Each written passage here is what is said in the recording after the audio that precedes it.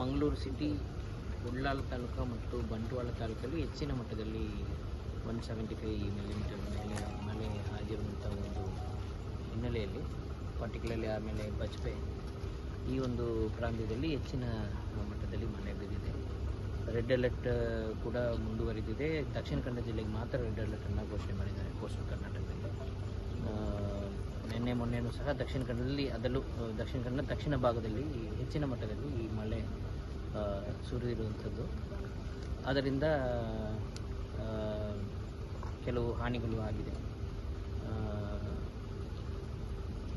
ಇದರಲ್ಲಿ ಏನೇನು ಪ್ರಿಪ್ರೇಟರಿ ಆ್ಯಕ್ಟಿವಿಟೀಸನ್ನು ಮಾಡಿದ್ದೀವಿ ಅದನ್ನು ನಾವು ಮತ್ತೆ ಚುರುಕು ಮುಗಿಸಿದ್ದೇವೆ. ಈಗ ನಿನ್ನೆ ಕಂದಾಯ ಸಚಿವರು ಬಂದು ಸೂಚನೆಗಳನ್ನು ನೀಡಿರ್ತಾರೆ.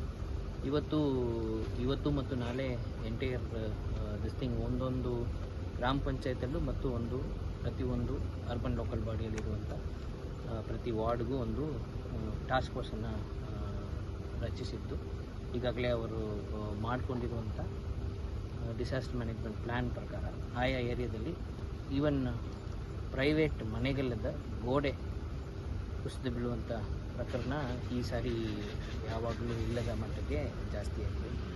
ಬಟ್ ಅದು ಅವೈಜ್ಞಾನಿಕವಾದ ಒಂದು ಕನ್ಸ್ಟ್ರಕ್ಷನ್ ಇರ್ಬೋದು, ಪ್ಲಸ್ ಜಾಗದ ಒಂದು ಕೊರತೆ ಇರ್ಬೋದು, ಅದನ್ನು ಭಾಳ ವರ್ಷಗಳಿಂದ ಅದೇ ರೀತಿಯಲ್ಲಿ ಕನ್ಸ್ಟ್ರಕ್ಷನ್ ಮಾಡ್ತಾ ಬರುವಂಥ ಒಂದು ಪದ್ಧತಿ ಇರ್ಬೋದು, ಇದೆಲ್ಲ ಕೂಡ ಅದಕ್ಕೆ ಕಾರಣವಾಗಿದೆ.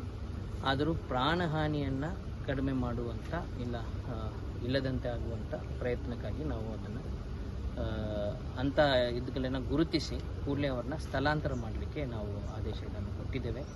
ಈ ಡಿಸೆಂಟ್ರಲೈಸ್ಡ್ ಆಗಿ ಇವ್ರಿಗೆ ಟಾಸ್ಕ್ ಫೋರ್ಸನ್ನು ರಚನೆ ಮಾಡಿ ಅದಕ್ಕೆ ಇನ್ಸಿಡೆಂಟ್ ಕಮಾಂಡರ್ ಅಂತ PDO ಆಗ್ಬೋದು, ಇಲ್ಲ ವಾರ್ಡ್ ಲೆವೆಲಲ್ಲಿ ಇಂಜಿನಿಯರ್ಗಳು, ಇಲ್ಲ ಚೀಫ್ ಆಫೀಸರ್ಸು, ಇನ್ಸಿಡೆಂಟ್ ಕಮಾಂಡರ್ಸ್ ಅಂತ ಮಾಡಿ ಉಳಿದ ಎಲ್ಲ ಇಲಾಖೆಯನ್ನು ಅವರಿಗೆ ರಿಪೋರ್ಟ್ ಮಾಡುವಂಥ ರೀತಿಯಲ್ಲಿ ತಂಡಗಳನ್ನು ರಚಿಸಿದ್ದೇವೆ.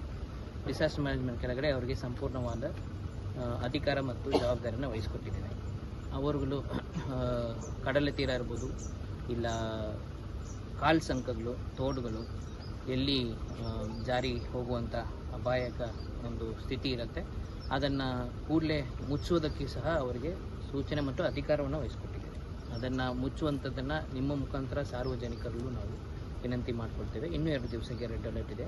ಅದು ಮಾತ್ರ ಅಲ್ಲದೆ ಈಗ ನಾವು ಶಾಲೆಗಳಿಗೆ ರಜೆಯನ್ನು ಕೂಡ ನಿನ್ನೆ ಘೋಷಣೆ ಮಾಡಿದ್ವಿ. ಇವತ್ತು ನಾಳೆಗೂ ಸಹ ರಜೆಯನ್ನು ನಾವು ಘೋಷಣೆ ಮಾಡ್ತೇವೆ ರೆಡ್ ಅಲರ್ಟ್ ಇರುವ ಕಾರಣ.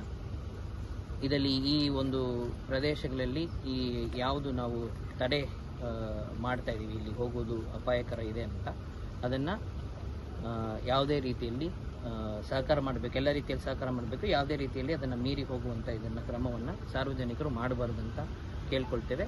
ಅದು ಮಾತ್ರ ಅಲ್ಲದೆ ಅದರಲ್ಲಿ ನಾವು ಕಾನೂನಾತ್ಮಕವಾಗಿ ಅದನ್ನು ಬಲಪಡಿಸಿದ್ದೇವೆ. ಈಗ ಯಾರಾದರೂ ಅದನ್ನು ದಾಟಿದರೆ ಅದನ್ನು ಸರ್ಕಾರ ನಿಯಮಗಳ ಉಲ್ಲಂಘನೆ ಮೇಲೆ ಅವರ ಮೇಲೆ ಕ್ರಮವನ್ನು ಕೂಡ